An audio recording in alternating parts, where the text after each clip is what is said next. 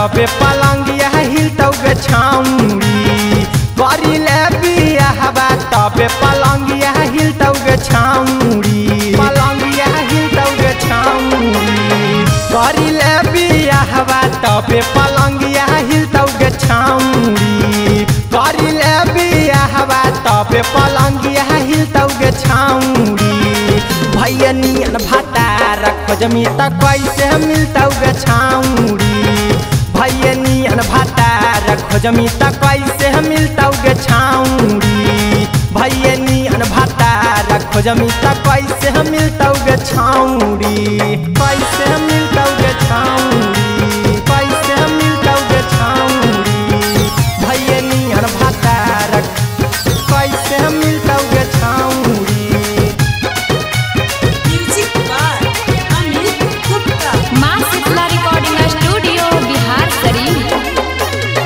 कहियौ सुनै पतरा की बहतिया ले मान गे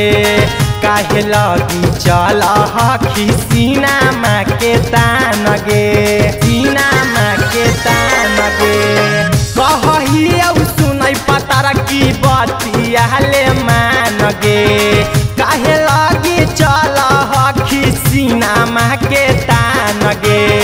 मंगिया में परतौ सिंदूरवा चेहरा खिलतौ गे छाउरी मंगिया में परतौ सिंदूरवा चेहरा खिलतौ गे छाउरी भैया नियन भातार खोजमी त कैसे मिलतौ गे छाउरी भैया नियन भातार खोजमी त कैसे मिलतौ गे छाउरी कैसे मिलतौ गे छाउरी कैसे मिलतौ गे छाउरी भैया नियन भातार कैसे मिलतौ गे छाउरी।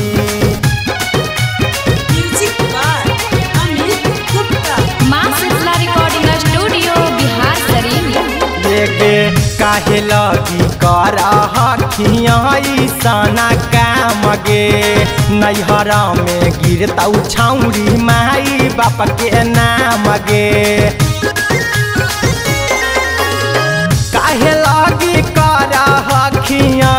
सना काम गे नैहरा में गिरतौ छाउरी माई बाप के नाम गे अहिरा कुंदनमा कहौ तबे खिलतौ गे छाउरी भोला बाया सोनुआ कहौ तबे खिलतौ गे छाउरी भैया नियन भातार खोजमी त कैसे मिलतौ गे छाउरी भैया नियन भातार खोजमी त कैसे मिलतौ गे छाउरी। स्टूडियो बिहार शरीफ।